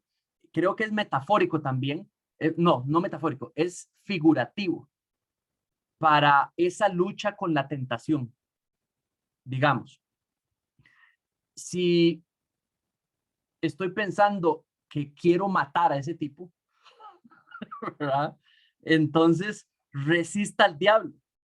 ¿Qué está pasando? ¿Que el diablo está hablando conmigo? No necesariamente, puede que sí, pero no necesariamente. Es resista el pensamiento, la tentación que está tratando de invitar que mi deseo sea tan grande como para que salga de control y mate a esa persona. Entonces, resistir es resista la invitación de pecar, resista la invitación de perder el control, resista, huya, ¿verdad? Y se le está llamando diablo a esa lucha, digamos. Por eso es que, digamos, yo creo que esa aseveración que acabas de mencionar está hablando de la presencia, está generalizando que el pisuicas anda por ahí, digamos, cuando está tentando, que si anda detrás de la tentación, ¿verdad? Si está a la par de mi oído, ahí en mi casa y en mi cuarto, no necesariamente, pero que si ha sido el promotor de eso, también, claro que sí, ¿verdad? Entonces, con esto no quiero decir que ese versículo está diciendo que el diablo vive en tu casa y en la de cada uno de nosotros, ¿verdad? No estoy diciendo eso, pero ese versículo claramente está diciendo que tiene una participación en la tentación, directa o indirecta, ¿verdad? O muy, muy indirecta. Ok, para que nadie salga asustado que el pastor salió diciendo que... ¿Tiene sentido, Ana? Ok. Adelante, Jeffrey. Ok, es que usted, bueno, de tantas cosas que mencionó, hay dos cositas ahí como que me generaron nada más una duda. Una, bueno, una usted mencionó, por ejemplo, digamos, de una persona, ¿verdad? Que estuviera poseída, que estuviera enajenada. Entonces usted decía que, bueno, yo no le presento el evangelio porque el evangelio, bueno, usted no, digamos, no va a tener lo que sea que tenga dentro, no, o sea, no, le importa poco el evangelio, ¿verdad? Entonces, que yo lo que debo, viéndome tal vez en una circunstancia de estas, es que deje o sea, que deje a la persona, que es esa presencia de la persona. Entonces, ahí lo que yo entiendo es que en un caso de esos, a la persona como tal, yo sí le debo presentar el evangelio. O sea, yo no me imagino, o sea, yo trato de ser muy conservador en esa cuestión. Yo salí de una iglesia pentecostal, y aprendí, por supuesto, muchas cosas muy buenas de la palabra, pero tenía hermanos, por supuesto, que tenían digamos, otro tipo de prácticas. Entonces, yo, siendo conservador, una de las cosas que usted dijo, entonces, si yo lo entendí bien, es, ok, o sea, si yo tengo una persona enajenada enfrente mío, pues yo, bueno, lo primero es, ¿verdad? Pedir porque esta persona sea de alguna forma, no sé, deje de estar enajenada. ¿Es eso así? O sea, digamos, así es como yo lo tengo que hacer. O sea, yo como, o sea, o sea, en mi oración, no sé cómo se ve eso. Digamos, ¿cómo luce eso? Yo no, digamos, vamos a ver, la única, o sea, he escuchado varios testimonios y he leído bastante sobre algunas personas que, este no es un tema que yo estudio mucho, ¿verdad? No, o sea, no es un tema en el que ando metido. Entonces, diciendo eso, por decirte, X persona que yo conocía y que Rebeca y yo conocía, digamos, y que tuvimos una relación muy cercana con esa persona, digamos, llegó un momento donde ya perdimos contacto con esa persona, no volvimos, la tuvimos en una de nuestras iglesias y ya perdimos contacto con esa persona, la persona se fue, se retiró, ok, listo. Y luego a través de un pariente de esa persona, digamos, nos hablaba de que estaba completamente y nos pedía ayuda de cómo ayudar a esta persona. Entonces, y nos empezó y nos describió que de pronto esa persona empezó a hablar a alguien más por esa persona y ya no hablaba esa persona. Entonces, la pariente se súper asustó y le decía que, o sea, le decía el nombre a su pariente, ¿verdad? Y su pariente le decía, esa persona no está aquí, yo soy el que está aquí. Entonces, ese tipo de asesoría es la que Rebeca y yo le tenemos que dar a esta persona.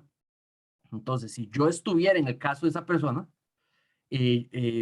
lo primero que yo haría es hablar con la persona que yo conozco, ¿verdad? Pero si reiteradamente en esa conversación me responde de esa manera, supuestamente otra persona por medio de ella, digamos, o otra entidad por medio de ella, tengo que tomar una decisión que hacer. ¿Verdad? Yo no sé, me retiro y me voy. Y ya no converso con nadie, ni con la una ni con la otra. ¿Verdad? O me quedo batallando, dando por verdad que es cierto que es una entidad espiritual. Dándole credibilidad o no doy credibilidad. ¿Está payaseando o es cierto que estoy hablando con alguien? ¿Verdad? Entonces tiene que tomar una decisión, ¿verdad? Hablar con el espíritu y decirle el evangelio no tiene sentido. Si es real que está allí, ¿verdad? Por supuesto que yo, o sea, eso no quiere decir que uno está negando el evangelio. Voy a hablar de Dios, del Padre, del Hijo, del Espíritu, de todo el mundo, ¿verdad? Pero lo que uno tiene que evaluar es qué es lo que debe hacer uno allí, ¿verdad? En ese caso específico que les acabo de decir, la persona se puso violenta. La persona se puso violenta y amenazaba y se volvió muy violenta. Entonces, en ese caso específico, yo no me voy a quedar haciendo, o sea, ya cuando se vuelve violencia, yo me hubiera retirado, si hubiera sido, digamos, ese caso, ¿verdad? Si le doy credibilidad a esa digamos, entidad. Si lo que valoro es que es una payasada, digamos, simplemente hablo con la persona, le presento el evangelio y si de verdad se está poniendo violenta, me retiro, ¿verdad? Listo, ¿verdad? Entonces, de nuevo, esto no es algo de lo que yo ni me considero experto ni demás, estamos hablando de una manera general, ¿verdad? Con lo que yo sé o con lo que he estudiado, digamos, lo que sé de la Biblia para manejar este tipo de temas. Entonces, pero no tengo interés, digamos, de decir que así es como funciona, ¿verdad? Porque no es un área en el que domino y demás, ¿verdad? Pero sí es un área en la que creo que es real, ¿verdad? Muy bien. Entonces, ahora vamos a continuar con el estudio. Bueno. Dele. ¿Cuál es la otra? No, es que la otra es que lo que usted decía es que entonces, digamos, generalmente este tipo de personas fue que ya se abrieron totalmente por su maldad, como usted lo decía en el caso del faraón y en el caso de Judas, o sea, que ya se han abierto, ya tanto se han entregado, o sea, en sí al pecado, y por eso pasó con ellos lo que pasó. Entonces, hoy puede pasar lo mismo. Mi pregunta, o sea, hoy podría pasar entonces eso y mi pregunta entonces es, pero entonces eso, o sea, ¿de dónde viene? ¿Quién lo manda?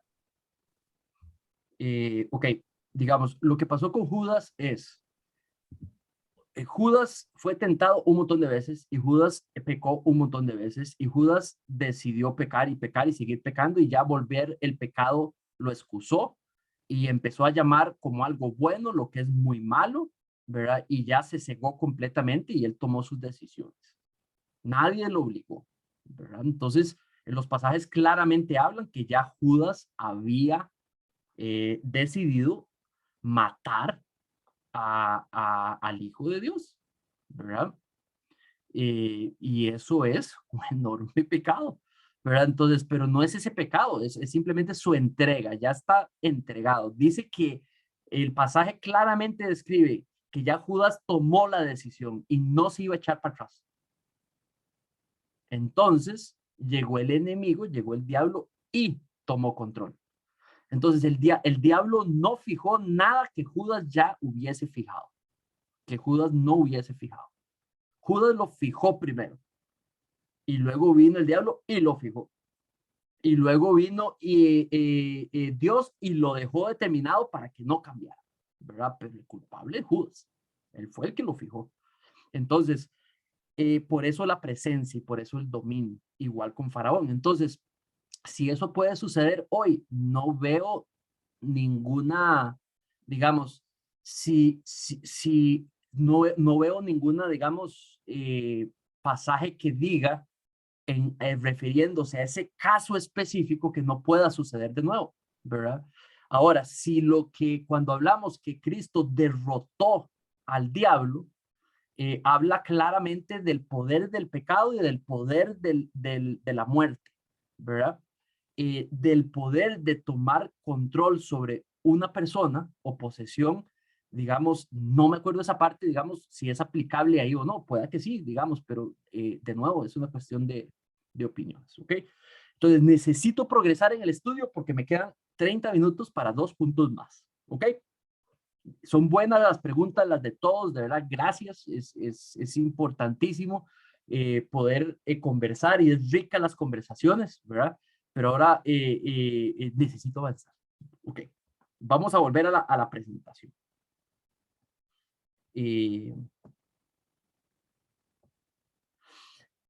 Entonces, con el texto somos advertidos sobre la tentación de cuestionar la integridad de Dios. En el versículo 4 y 5 dice, la serpiente dijo a la mujer, ciertamente no morirán. Entonces, noten digamos, la primera parte, ¿verdad? ¿A qué me refiero? Que niega lo que Dios dice, corrige lo que Dios dice, debate lo que Dios dice. Dice que lo que Dios dice no está bien, que lo que Dios dice no es cierto.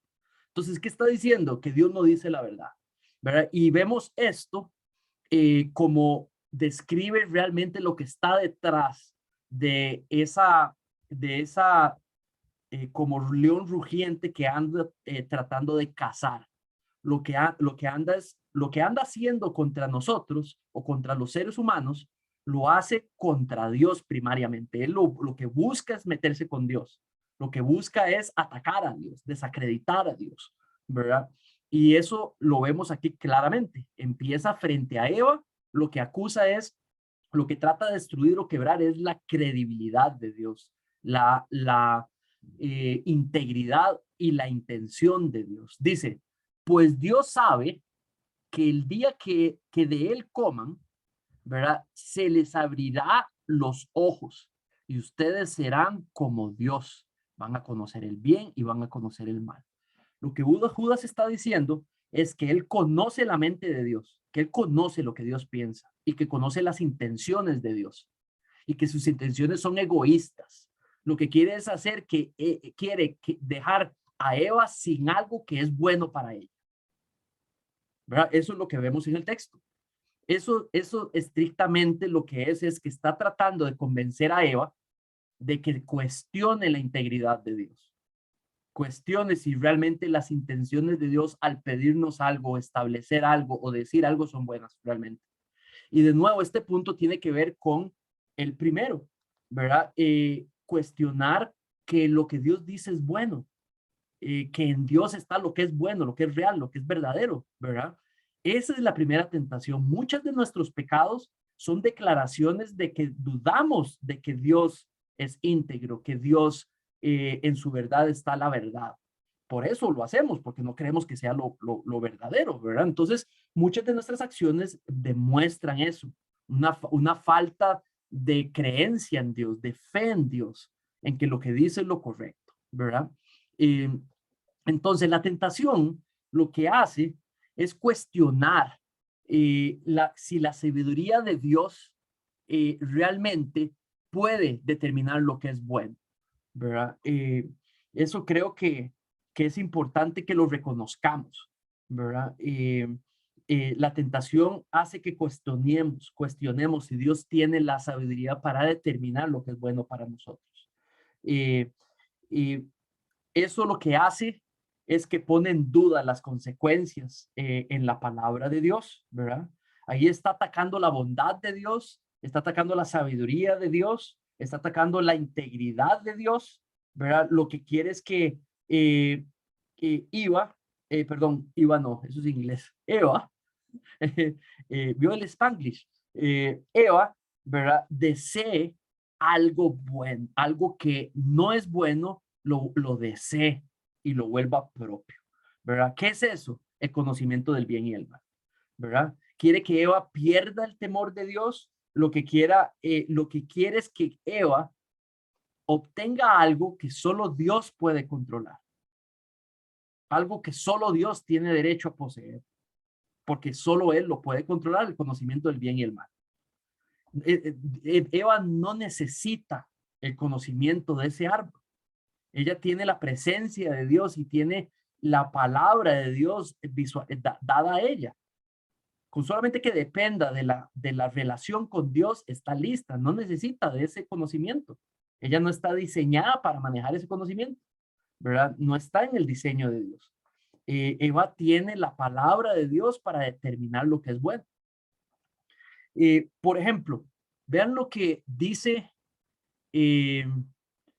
Romanos 7:7, digamos, con respecto a esta lucha. Dice, ¿qué diremos entonces? ¿Es pecado la ley? De ningún modo, al contrario, yo no hubiera llegado a conocer el pecado si no hubiera sido por medio de la ley. Entonces quiero apuntar aquí esta palabra, ¿verdad? Está correlacionando pecado, ¿verdad? Con la ley.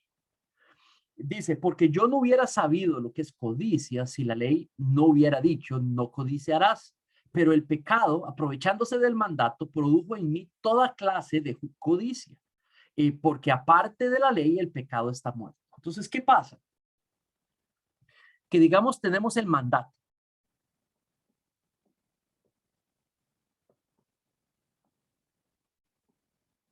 Entonces, si es un mandato positivo, eso quiere decir haga esto.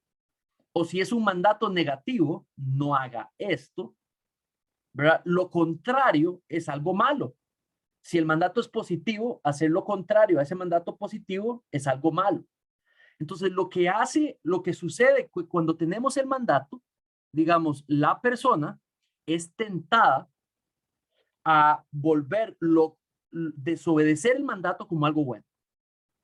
¿Qué es lo que va a batallar allí? Dice que es el codiciar, digamos, el desear algo que está prohibido, el desear algo que está mal, ¿verdad? Entonces, la manera en la que esto se va a transformar es que la información que me da el mandato, ¿verdad? De pronto yo no lo quiero, o todo lo contrario, sí quiero lo que está prohibiendo, ¿verdad? Y viene la tentación, viene digamos, el deseo, viene la tentación de volver algo que está malo, algo que que se vuelva deseable, que algo que está malo se vuelva deseable. Y yo aceptar esa invitación de volver deseable algo que Dios considera malo, ¿verdad? O considerar malo algo que Dios considera bueno, ¿verdad? Y entonces el pasaje me habla de esa batalla que se empieza a dar allí. Ahora, nosotros los creyentes, ¿cómo hacemos para vivir esta vida de tentación? Vean lo que dice Salmo 119:9.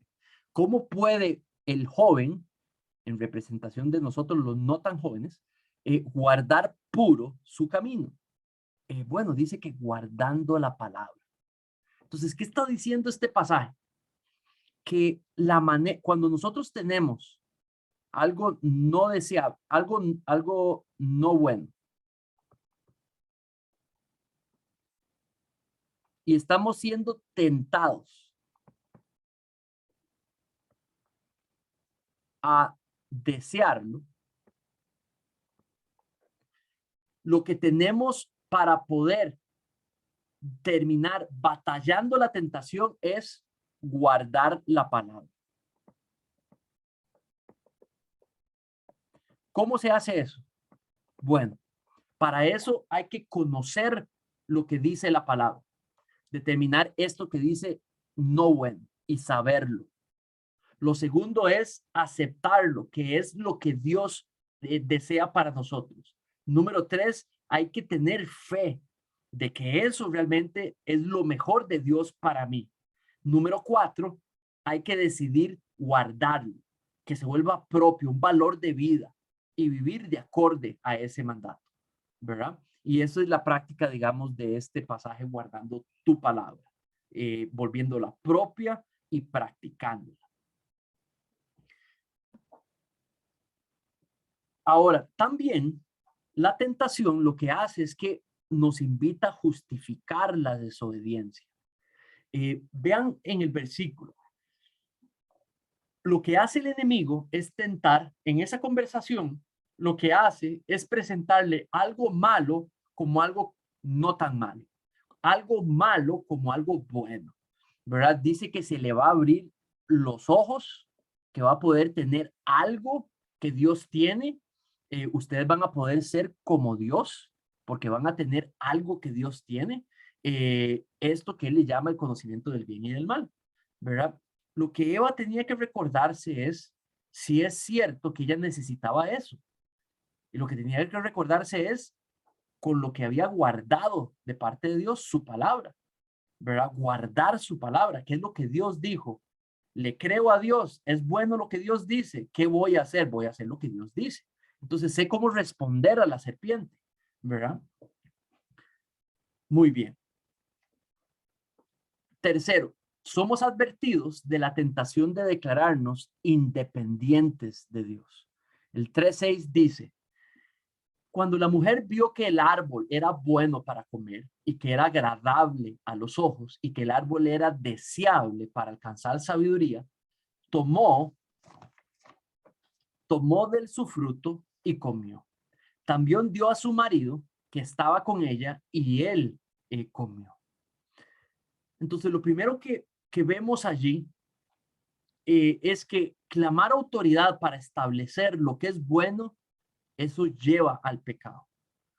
Si nosotros tomamos la autoridad personal para determinar lo que es bueno, eso nos va a llevar a pecar contra Dios. Lo opuesto sería acudir a Dios como aquel que tiene la autoridad solamente para declarar lo que es bueno y encontrar en su sabiduría la decisión que debo de tomar, ¿verdad? Y eso me lleva a practicar lo que es santo, lo que es puro, lo que es la voluntad de Dios. Entonces esas son las dos posibilidades que hacemos. En la tentación necesitamos decidir quién va a establecer lo que es bueno. Si la va a establecer Dios por medio de su palabra, o si la vamos a determinar nosotros con nuestra opinión y con nuestro deseo. Y de eso ahí se define, digamos, el manejo de la tentación. La tentación nos invita a dar prioridad a la experiencia en vez de la voluntad de Dios. Saben, lastimosamente, en la estructura del mundo, lo que invita es a tomar decisiones basadas en nuestra experiencia de las cosas, en nuestros deseos, en nuestra propia voluntad. Lo que la palabra de Dios nos invita a hacer es a tomar decisiones basadas en la voluntad de Dios, hacer la voluntad de Dios. Y es algo que tenemos que reconocer. Una de las cosas que me ayuda a mí más cuando estoy siendo tentado es reconocer mi propio deseo. ¿Cuál es mi opinión? ¿Cuál es mi deseo? ¿Qué es lo que yo deseo? ¿Por qué es que estoy enojado? ¿Por qué es que tengo envidia? ¿Por qué es que me siento egoísta? ¿Verdad? ¿Qué son los deseos que se están batallando allí? Santiago habla de deseos batallándose en el corazón. Entonces, identificar esos deseos, identificar que soy yo, mi voluntad, mi opinión, la que está generando el problema, me permite tomar eso, ponerlo a un lado y acudir a la palabra para que sea Dios el que determine lo que es bueno y yo tomar una decisión conforme a eso.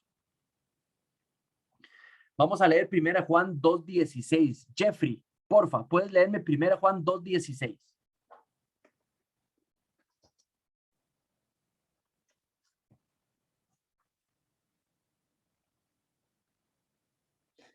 Entonces, Ana.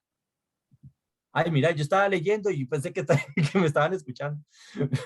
Perdón, ya quité el micrófono, pensé que lo había quitado. Porque todo lo que hay en el mundo, la pasión de la carne, la pasión de los ojos y la arrogancia de la vida, no proviene del Padre, sino del mundo. Gracias, mi hermano. El mundo tiende a tomar decisiones basado en la carne, en sus deseos, basado en lo que le atrae, en los sentidos, basado en lo que uno cree es mejor, ¿verdad? Entonces, esta primera frase, la pasión de la carne, digamos, creo que está hablando de lo que ahora hablamos, nuestros deseos. Creo que esta frase habla en representación de tomar decisiones basadas en nuestros sentidos, ¿verdad? Y esta, digamos, específica, habla de tomar decisiones basadas, digamos, en la fuente de todo pecado, ¿verdad? El orgullo, ¿verdad? Esas tres son contrarias a la sabiduría y voluntad de Dios o del Padre, ¿verdad? Entonces, el sistema del mundo es experimente Y dependiendo de lo que usted experimente, tome decisiones. Si usted lo experimentó y le gustó, está bueno. Si usted lo experimentó y no le gustó, entonces está mal. ¿Verdad? El mundo dice, le atrae, lo ve bonito, la ve bonito, le gusta, lo hace feliz, la hace feliz. Apela a los sentidos. Tome decisiones con respecto a eso. La arrogancia de la vida. El mundo lo que dice es, ¿y usted qué piensa? ¿Verdad? Lo que invita es que use su inteligencia, use su entendimiento, ¿verdad? Usted es inteligente, usted es capaz, usted es independiente, usted puede tomar la decisión. No necesita de ninguna otra fuente. ¿Qué piensa usted, Ana? ¿Qué piensa usted, Esteban? ¿Qué piensa usted, Jeffrey? ¿Verdad? La arrogancia de la vida. Lo que invita es a poner al ser humano como el centro de las decisiones, ¿verdad? Esa es la manera en la que el mundo se maneja, ¿verdad? Esa es la estructura que utiliza el enemigo para tentarnos, ¿verdad? Porque todos hemos salido de esa estructura. Algunos todavía estamos limpiando de nuestras áreas la manera de tomar decisiones de acorde a esa estructura. Muy bien. La tentación nos invita a declararnos moralmente autónomos. En realidad, cuando estamos siendo tentados, necesitamos tratar de encontrar si lo que nos está invitando a hacer es a tomar autonomía o si lo que estamos siendo es dependientes de Dios. Vean el versículo 6, dice, la mujer vio que el árbol era bueno para comer. Entonces, ojo, en capítulo 2 dice que todos los árboles eran atractivos, que todos los árboles eran atractivos y buenos para comer. Todos lucían atractivos. Entonces, el hecho de que luciera atractivo para ella no es un problema porque así lo había creado Dios. Ese árbol del conocimiento del bien y el mal fue creado atractivo, ¿verdad? Entonces, el que ella lo viera atractivo no está tan malo porque así lo creó Dios. Ahora, ella sabe que está prohibido comer de él. Entonces, que ella dijese que fuera agradable a los ojos, ¿verdad? Deseable. Ya ahí estamos hablando de la determinación de volver de desear algo que Dios prohibió. Ella sabe que está prohibido y ahora está determinando que desea, que quiere comer lo que Dios prohibió. Entonces lo que vemos es dándose la autoridad ella para establecer lo que es bueno. Punto número 1. La vemos tomando, digamos, la manera de tomar las decisiones, su experiencia, ¿verdad? Poniéndola por encima de la voluntad de Dios. Lo ve deseable, ¿verdad? Lo ve agradable. Es lo que ella piensa, lo que ella está experimentando. Por último, lo que hace es que toma un juicio moral independiente de Dios. Y entonces dice que tomó del fruto y comió. Y los vemos, los 3 factores cumpliéndose allí, ¿verdad? Y creo que igual todavía funciona para ti y para mí, ¿verdad? En la tentación necesitamos de estar claros, despiertos a que podemos estar llamando algo malo bueno. Estar despiertos a que en qué áreas estamos utilizando nuestra experiencia, nuestra opinión personal para determinar qué es bueno y qué es malo. En qué áreas nos estamos declarando moralmente autónomos. Si nosotros para tomar decisiones no acudimos a la sabiduría de la palabra de Dios, estamos acudiendo a nuestra propia sabiduría. Si nosotros no acostumbramos a hacer un pequeño estudio bíblico para poder determinar decisiones importantes, lo que hicimos fue tomar decisiones en nuestra sabiduría, ¿verdad? Entonces, una manera de rechazar las tentaciones es conocer la manera en la que voy a tomar decisiones, la manera en la que voy a adquirir cosas, decidir cosas, decir cosas, etc. Último punto, debemos de rechazar la tentación y buscar la verdad de Dios. Le voy a pedir a Esteban si puede leerme 1 Corintios 10:13, por favor. Señor, dice, no les ha sobrevenido ninguna tentación que no sea común a los hombres.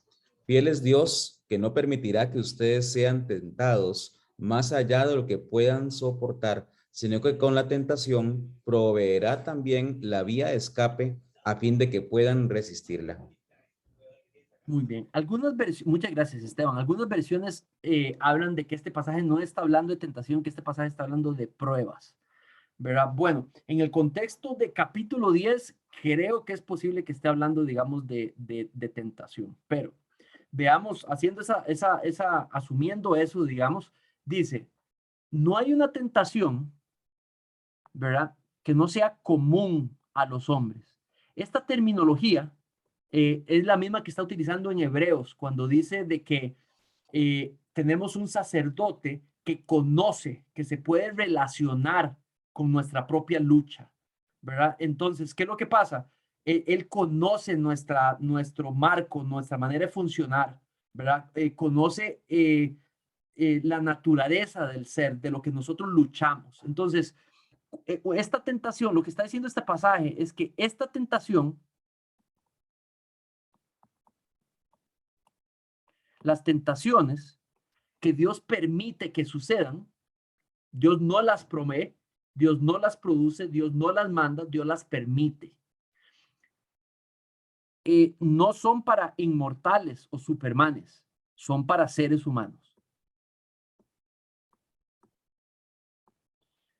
Entonces, la tentación no es algo que solamente personas dotadas pueden resistir. No, las tentaciones humanas son hechas para seres humanos. O sea, no se necesita, vamos a ver lo que estoy hablando. Lo que Dios ha provisto al ser humano, lo tiene para poder manejar la tentación. Dice, fiel es Dios que no permitirá que ustedes sean tentados más allá de lo que pueden soportar. ¿Ven la palabra permitir? Entonces, la palabra permitir habla de Dios dar el espacio para que suceda.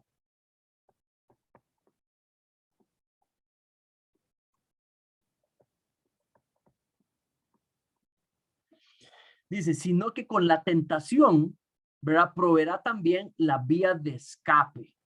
Entonces, habla de una manera de poder resistir.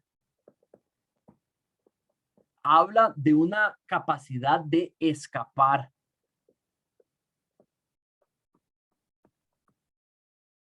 A fin de que pueda resistirla, ¿verdad? Entonces, 1 Corintios no está hablando a no creyentes, 1 Corintios está hablando a creyentes. Entonces, el creyente, cuando el Señor le permite una tentación, él está diseñado para poder resistirla. No es superior a sus capacidades como creyente. ¿Cuáles son sus capacidades?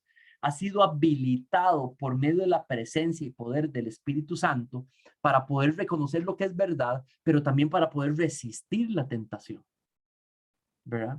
Dice que en el marco de toda tentación allí hay una manera de cómo salir y Dios la ha provisto.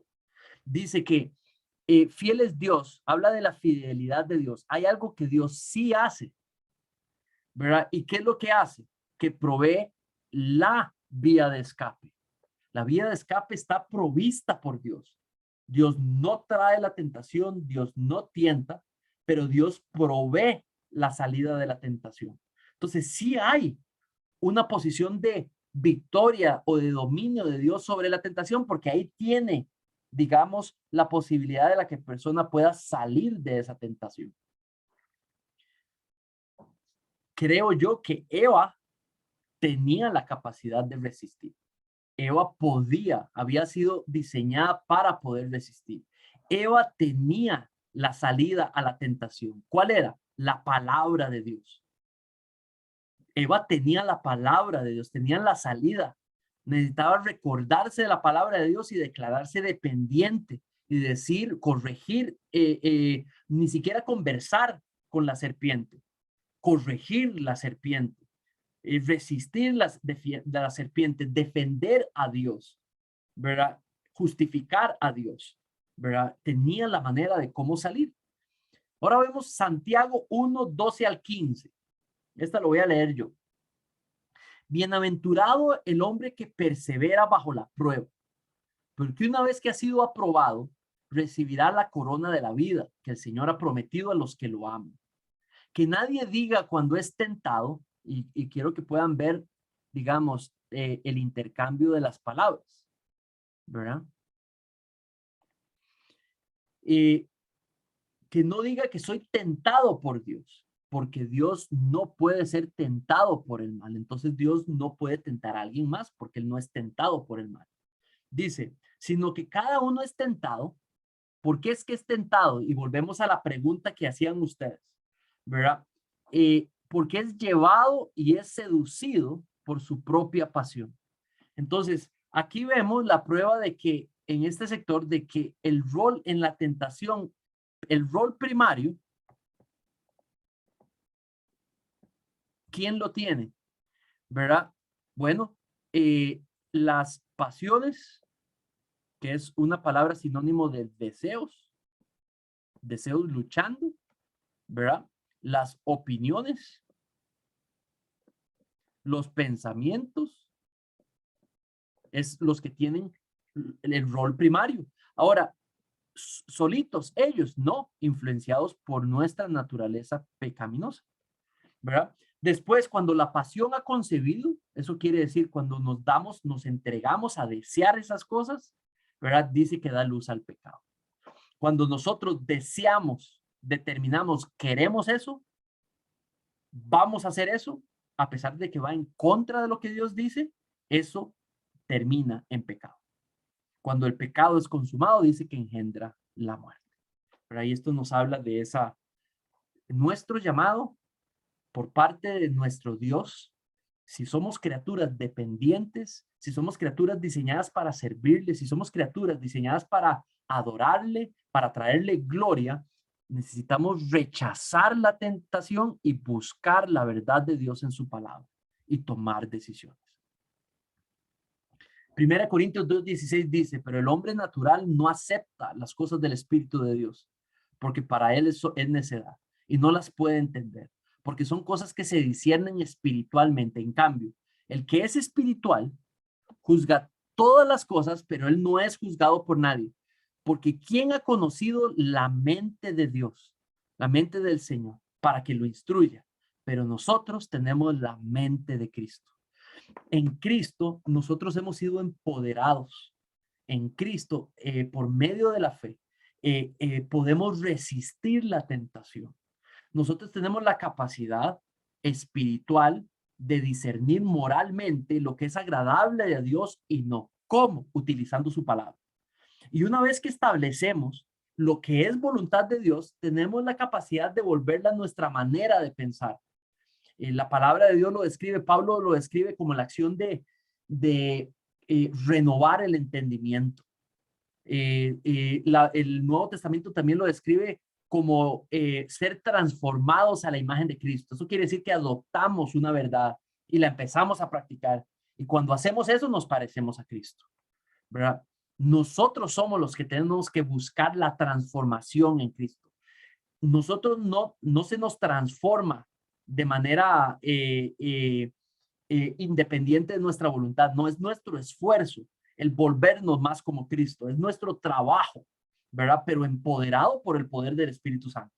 En realidad no es en nuestra capacidad que lo hacemos.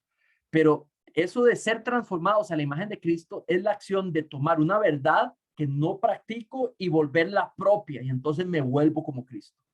Eso no lo hago en mi propia capacidad. Se hace solamente en el poder del Espíritu Santo, ¿verdad? Segunda Pedro 2:9, el Señor pues sabe rescatar de tentación a los piadosos y reservar a los injustos bajo castigo para el día del juicio. Dice que Él rescata de la tentación, ¿verdad? Saben, nosotros podemos orar al Padre, protégenos de la tentación, rescátanos de la tentación. Mis hermanos, cuando estemos en media tentación, tírate de rodillas y dile al Padre, rescátame, Señor, de esta tentación. Cuando temamos ser tentados, pidámosle, protégenos de la tentación, ¿verdad? Ese es su deseo, en eso anda el Señor. Vean Mateo 26:41, velen y oren para que no entren en tentación. El espíritu está dispuesto, pero la carne es débil. El que se conoce, ora al Señor para que le proteja de la tentación. En la oración del Padre nuestro, allí está, Señor, protégenos, evítanos, sálvanos de la tentación, ¿verdad? Y es un rol activo que podemos tener en nuestro Señor Jesucristo.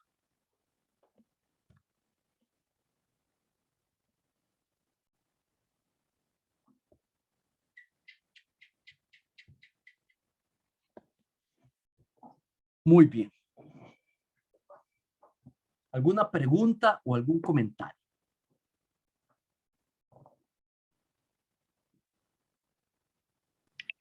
Manuel, yo tengo un comentario. Sí, adelante, Liz. Bueno, para mí, ahora que estabas hablando, lo que recordaba fueron dos de los mensajes que hemos escuchado últimamente. Uno con respecto a el ser hallados en Cristo y el otro que has venido tocando en el estudio de Génesis con respecto a la dependencia de Dios.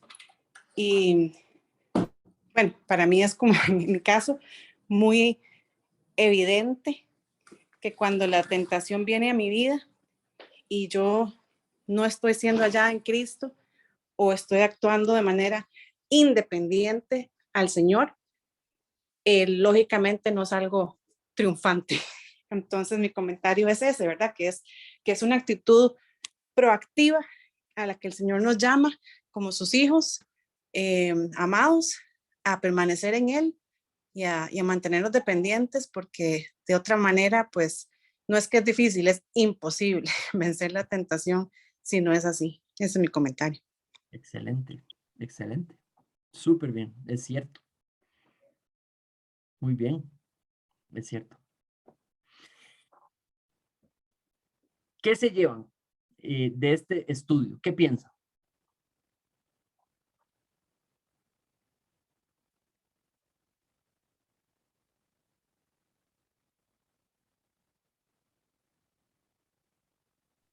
Yo diría que en resumen nos llevamos un entendimiento del proceso de la tentación, pero también estudiamos la naturaleza del tentador, ¿verdad? Y ya sabemos cómo son sus artimañas, cómo es que él normalmente ataca, pero también tenemos las promesas que leíamos ahora al puro final del estudio, donde así también tenemos una vía de escape, que es la que promete el Señor en su palabra.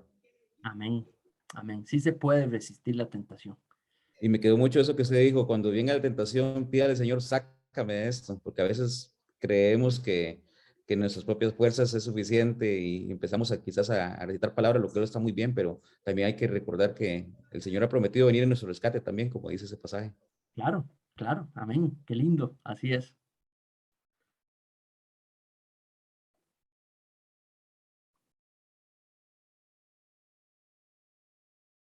Bueno, yo puedo compartir que me llamó mucho la atención esto que como que el enemigo usa lo que ya está en la mente, los deseos y eso para como de ahí llevarnos a pecar. Entonces, como que no necesariamente trae ideas nuevas, sino como que es un anhelo que ya esté ahí y lo potencia y tergiversa y sí. Entonces eso me pareció muy interesante. Amén. Gloria a Dios.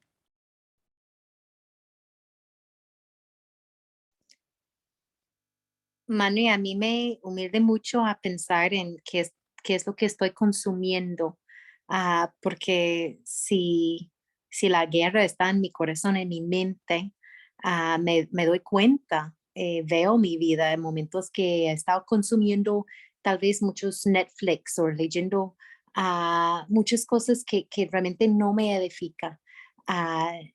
O estoy alimentando hasta mi propio descontentamiento. La manera que va peorando la tentación.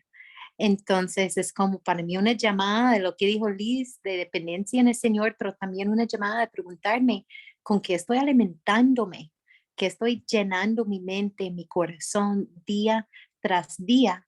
Está acercándome al Señor y fortaleciéndome para poder resistir la tentación, o está haciendo que debilitándome en este momento. Todavía era como una advertencia para mí en cuanto a esto. Gloria a Dios. Súper chévere.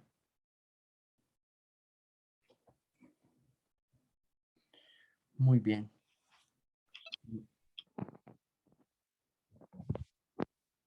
Hola, Carlos. Hola, pastor, ¿todo bien?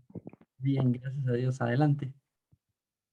Eh, no, lo que yo iba a decir era muy de la mano con lo que acaba de decir Rebeca y bueno, aplica creo que para todos, pero eh, en tiempo pasado a mí me tocaba mucho hablarle a jóvenes y bueno, la mayoría de los textos que usted ha leído hoy los tocábamos y eh, relacionado a esto que acaba de decir Rebeca era el tema de la ociosidad. Cuando la mente está ociosa, alimentándose de otras cosas, como acaba de decir Rebeca, básicamente no tenemos la armadura puesta, la de Efesios 6, entonces somos presas más fáciles en el rol activo que tiene el enemigo, que usted mencionó antes, ¿verdad? Entonces, va muy de la mano también con la constante lectura y conocimiento de la palabra, de la persona que está en esa comunión, dependiendo de Dios, en constante estudio, lo menos ocioso posible, va a ser mucho menos probable que esté cayendo en cualquier pecado. Claro. Buenísimo, Carlos, así es. Yo al venir estudiando estos pasajes, digamos, pienso igual que ustedes, ¿verdad? Que es crucial, digamos, la práctica de mi dependencia, ¿verdad? Va a ser más difícil declararme independiente si estoy teniendo prácticas de dependencia, ¿verdad? Y ahí hay prácticas personales, familiares, eclesiales, ¿verdad? Congregacionales, ¿verdad? De dependencia del Señor. Y ellas me alimentan, ¿verdad? Ser disciplinado, priorizando y administrando bien mi tiempo para meterlas diariamente, ¿verdad? Y que ellas generen el fruto en mí, la influencia en mí, ¿verdad? Ser un perenne estudiante de la palabra de Dios es necesario, ¿verdad? Para yo poder tener el conocimiento y recordarme, ¿verdad? De las verdades, de lo que es voluntad de Dios, ¿verdad? Tener el compañerismo cristiano de iglesia donde nos cuidamos y nos protegemos, nos pedimos cuentas para mantenernos en eso. Por eso, digamos, en el grupo de hombres, digamos que nos reunimos a las 6 de la mañana ahí con toda la sinceridad del caso, podemos decir, no estoy luchando con tal cosa, ayuden, oren por mí, ¿verdad? Y es esa posibilidad que tenemos en la privacidad de hombres reunidos ahí en la madrugada para poder pedirle al Padre nos proteja de las tentaciones que los hombres pasamos. Igualmente estoy seguro que nuestras hermanas en la iglesia lo hacen en el grupo de mujeres o en mentoreos uno a uno, ¿verdad? El rol de la oración es primario para manejar nuestras relaciones, la contabilidad, el pedirse cuentas, digamos, tener a alguien al cual yo le doy cuentas sobre mis tentaciones, sobre mis caídas, ser pastoreado, ser cuidado, ¿verdad? Es realmente importante. Vamos a orar y vamos a despedir este tiempo de estudio. ¿Les parece? Padre, te damos gracias, Señor, por esta noche. Te damos gracias por el tiempo en que nos has regalado para escudriñar tu palabra. Te pedimos, Señor, hables a cada uno de nuestros corazones y nos muestres lo que quieres enseñarnos en esta noche, tu intención. Padre, que podamos salir de aquí reconociendo el área donde podamos aplicar directamente esto que hemos estado estudiando, lo que nos estás llamando a hacer. Inclusive lo que estás confrontando hemos venido haciendo mal, lo que estemos practicando mal al día de hoy con algunas de estas verdades que estudiamos. Padre, lo que hayamos aprendido nuevo hoy, te pido, Señor, que nos permitas recordarlo, grabarlo, registrarlo y aplicarlo. Padre, confiamos que tu poder está en nosotros, por medio del Evangelio, trabajando en nosotros. Y te pedimos, Señor, que nos permitas, Señor, para tu gloria, practicarlo de la gracia en la que vivimos. Sin merecerlo, podemos resistir, podemos reconocer, Señor, la tentación que se está generando en algunas áreas de nuestras vidas. Permítenos hoy en la noche, Señor, inclusive registrar, meditar las cosas con las que normalmente somos tentados en estos últimos días. Que podamos traer esto a tu presencia y podamos meditar y hablar contigo, que podamos estudiarlo en tu palabra, Señor, que podamos orarlo, podamos someterlo a ti, pero también renovar, Señor, lo que tenga que ser renovado. Te pedimos esto en el nombre de tu precioso Hijo Jesucristo. Amén.